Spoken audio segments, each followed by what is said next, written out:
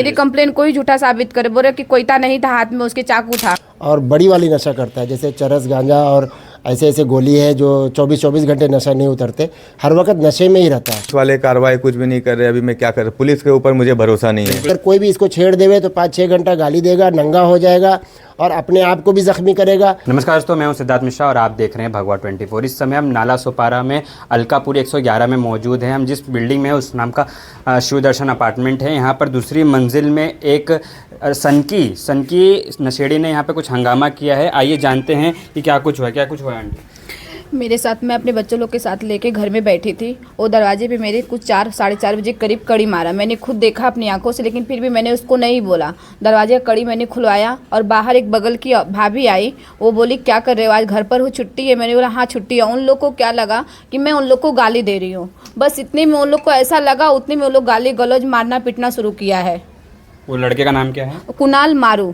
वो क्या मतलब कि जैसे कि ये देखा गया कि यहाँ पे पूरे बिल्डिंगों में खून हुआ पड़ा है, आपके दरवाजे पे जो निशान है, क्या कुछ हुआ था? किस वजह से आपने जैसा बोला कि आप उसको लगा गाली दिया, तो क्या किस नशे में था, क्या कुछ था? पूरे नशे में था वो, गांजा शराब और क्या क्या नशा, सब नशा वो लेके पूरा नशा तो पूरा सुबह से किया था। मैंने खुद देखा था, इधर बैठ के वो पी रहा था। क्या वो पहली बार नशा कर रहा था कि आए दिन ऐसा नशे में ऐसा हंगामा करता है? वो आए दिन नशा करता है और डेली मेरे घर के सामने ही बैठ के नशा करता है। मैं दरवाजा हमेशा बंद करके रखती हूं। आप दरवाजा बंद करके खुद की सेफ्टी करते हैं? कभी आपने पुलिस स्टेशन में इसकी शिकायत कभी कराई थी? नहीं, कभी नहीं, क्योंकि अभी हम लोग यहाँ पे 5 महीना हुआ हम लोग को आके। हम लोग पहले यहाँ नहीं रहते थे। अच्छा। हम लोग पहले बांद्रा रहते थे, तो हम लोग अभी भी हमारा बांद्रा का टूटने की वजह से हम यहाँ आके रहने लगे। हाथों में चोट लगी है, क्या कुछ इसका आपका मेडिकल हुआ, पुलिस में कंप्लेन हुई, क्या कुछ वहाँ पर हुआ? जी, मैंने मेडिकल भी करवाया, पुलिस केस भी किया, FIR दर्ज करवाया है मैंने।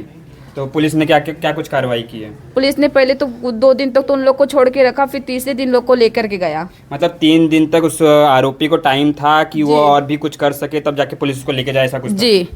क्या कुछ कहेंगे आप? इनके हस्बैंड है, क्या कुछ हुआ था? पुलिस का क्या कुछ रवैया मिला, क्या कुछ सपोर्ट मिला पुलिस की तरफ से? सर जी, मैं तो बहुत डरा हूँ, मेरे बच्चे लोग भी डरे हैं, मैं यहाँ आना नहीं चाहता। बच्चे लोग यहाँ तक कि बोल दिए, बच्चे लोग के सामान घर में पापा छोड़ दो, आप आ जाओ, वहाँ मत जाओ। बच्चे लोग भी बहुत डरे हैं, मेरे बच्चे लोग का स्कूल बंद हो गया, मैं भी डरा हूँ। वो लोग की आए दिन धमकी मिलती है। मेरी कंप्लेन कोई झूठा साबित करे, बोले कि कोयता नहीं था हाथ में, उसके चाकू था। कि बहन धमकी देती है कि बच्चे मिलेंगे मार देंगे, जान से मारने की धमकी दे रही है। यहाँ तक कि पुलिस चौकी में खड़े होकर पुलिस के सामने धमकी दिया जा रहा है कि आपके मेरे बच्चे लोग को मार देंगे यार, मुझे मारने की धमकी दे रहे, मेरी वाइफ की धमकी दे रहे हैं। अब पुलिस वाले कार्रवाई कुछ भी नहीं कर रहे, अभी मैं क्या करूँ, पुलिस के ऊपर मुझे भरोसा नहीं है, बिल्कुल भरोसा नहीं, कुछ भी भरोसा नहीं है। जिस तरीके से उसने खुद का हाथ काट के सबको डराने की कोशिश की, उस पर क्या कुछ कहेंगे? वो एकदम मेंटल आदमी है, एकदम इतना नशे में रहता है। वो पूरे फ्लोर वाले डरे हुए हैं, क्योंकि उसको इतना वो नंगा वो घूमता है कि वो कोई भी डरेगा। सब बच्चे डरे हुए हैं उनसे, कोई उसके सामने नहीं आना चाहता है। मेरे बच्ची को भी मारा था उसने मेरी लड़की को भी मारा। क्या कुछ था, वो विषय क्या था? कुछ वजह नहीं, बस ऐसे आए दिन आतंक मचा रहा है। आए दिन वो आतंक मचाता है, लेकिन कभी हम सर रहते नहीं है। हम कभी भी रहते नहीं घर में। हम उस दिन संडे था, हम घर पर थे, उस दिन मेरे साथ में हुआ ये सब। तो जैसे उसने मारा, आपने दरवाजा खोला, तो क्या कुछ आपके डायरेक्ट हाथ पे मारा? किस चीज से मारा था? उसने कोयता से आया, मैं दरवाजे पहले उसने मारा, दरवाजे पे कटा हुआ निशान भी है।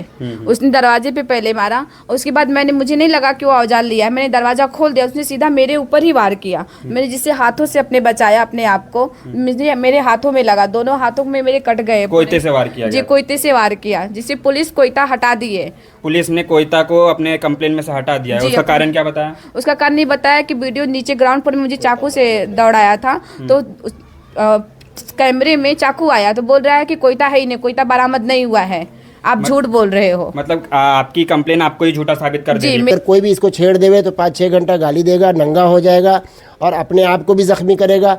और बड़ी वाली नशा करता है, जैसे चरस गांजा और ऐसे ऐसे गोली है जो 24-24 घंटे नशा नहीं उतरते, हर वक्त नशे में ही रहता है। मेरी कंप्लेन कोई झूठा साबित करे, बोले कि कोयता नहीं था हाथ में, उसके चाकू था, चाकू से लगा है ये तुम्हारा चोट।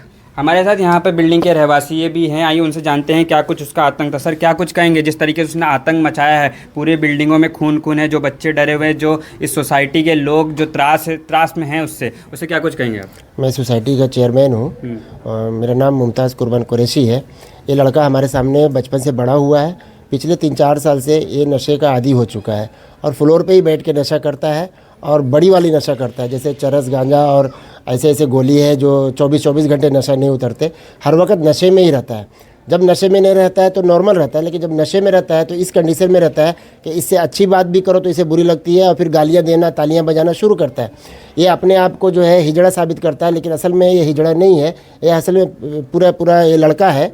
और ये ऐसा करता है, अगर कोई भी इसको छेड़ देवे तो 5-6 घंटा गाली देगा, नंगा हो जाएगा और अपने आप को भी ज़ख्मी करेगा। 1-2 मरतबा को छोड़ के ज़्यादातर इसने दूसरे को ज़ख्मी नहीं किया, खुद को हर बार ज़ख्मी किया है और अपने घर वालों को ज़्यादा टॉर्चर किया। अपनी बहन को मारना, अपनी दादी को मारना, घर से भगा देना, ये सब भी इनका जो है घर वालों का क्या रवैया है? घर वाले तो देखो खून का रिश्ता है तो हर हाल में तो चाहेंगे ही, लेकिन घर वाले भी जो है परेशान ही है इनसे। लेकिन कुछ केस वापस लेने की बात कर रहे थे आप? इनकी बहन ने दबाव दिया ये छाया गुप्ता के ऊपर। मैं सोसाइटी चेयरमैन होने के नाते सबके हित का सोचता हूँ और सबके दुख दर्द में आगे रहता हूँ। मेरे से झगड़ा उनका कुछ नहीं हुआ, झगड़ा उनका छाया गुप्ता से हुआ, लेकिन मैं चेयरमैन के नाते इनकी मदद को आया। लेकिन इनको उन्होंने धमकी दिया चौकी में भी, कंप्लेंट वापस ले लो नहीं तो हम बाद में तुमको देख लेंगे, क्योंकि उनके पास गुंडा ताकत है और नशेड़ियों की ताकत है, ये हम जानते हैं अच्छे से। भाई के पास भी और बहन के पास भी, बहन का एक अपना सर्कल है और भाई का एक अपना सर्कल है। तो इस बात का डर तो हमें है, लेकिन मुझे भरोसा भी है कि पुलिस आयुक्त पे और पुलिस चौकी पे मुझे भरोसा है कि वो हमारे लिए निर्णय अच्छा करेंगे। 25 तारीख को एफआईआर हुई, अब जाके वो अरेस्ट हुआ, उस पर क्या कुछ पुलिस का उस टाइम रवैया था? 25 तारीख को वो इस कंडीशन में था कि उसके ब्लड इतने जा चुके थे कि पुलिस चौकी में रखना उचित नहीं था, मुझे जहाँ तक ये लगता है। तो इस वजह से उसे उस दिन अरेस्ट नहीं किए, छोड़ दिया गया, क्योंकि वहाँ पे भी वो शांत नहीं हो रहा था, उसका नशा उतर नहीं रहा था।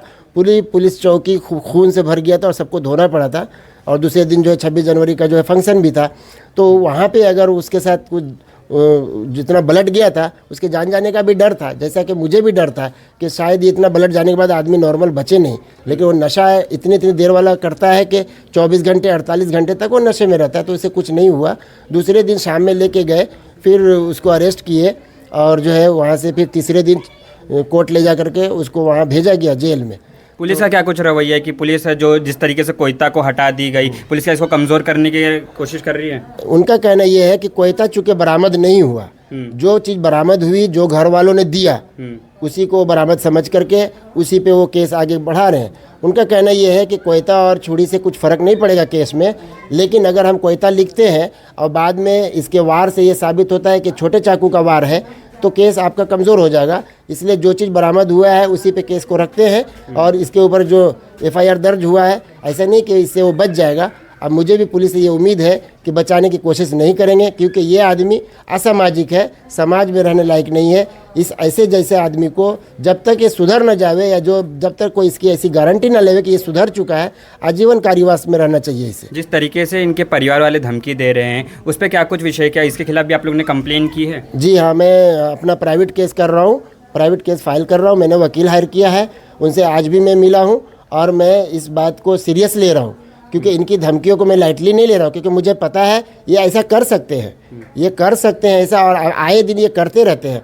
जिन्होंने सिक्योरिटी के औरत को भी मारा, उसी 25 तारीख को सिक्योरिटी को हमारे मारा, 8 जनवरी को इन्होंने हमारे खजिनदार को मारा, उनके बच्चे को मारा और पूरी बिल्डिंग में ऐसे ही तमाशा किया था। उस दिन हम लोगों ने, सोसाइटी वाले को निकाल क्यों नहीं दे रहे? हम जिस प्रोसीजर से निकाला जा सकता है हम उस प्रोसीजर पे काम कर रहे हैं और उसमें हम ये जो आतंक चल रहा है क्या हाल ही में चालू हुआ है कि काफी समय से चल रहा है? नहीं, ये इनका आतंक जो मारधार वाला है ये पिछले 5-6 महीने से है, लेकिन उससे पहले नंगा होना और गाली देना ये उनका जो है मामूल था। हाँ, ये यहाँ के लिए आम बात था। हफ्ते में एक आध दिन ये नंगा होके 5-6 घंटा गाली इनकी हम सब पूरी बिल्डिंग को सुनना था, ये ऐसा चल रहा था। तो हम बच्चा समझ करके लाइटली ले करके जाने दो, नशेड़ी है, छेड़ेंगे तो और उलझेगा, तो इस वजह से हम लोग इसको इग्नोर करते हैं। अब अगला स्टेप क्या होगा? अब पुलिस अगला स्टेप जीने या मरने तक का हमने ठान लिया है।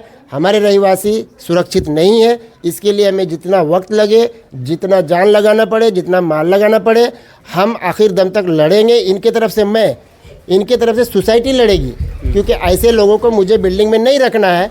और ये मैं सरकार से मांग करता हूँ, पुलिस निरीक्षक, पुलिस आयुक्त जो है उनसे मांग करता हूँ कि इनको हमारे यहाँ दोबारा ना भेजा जाए। ऐसी फैमिली समाज में रहने के काबिल नहीं है, सबके लिए खतरा है और हानिकारक है हम सबके लिए।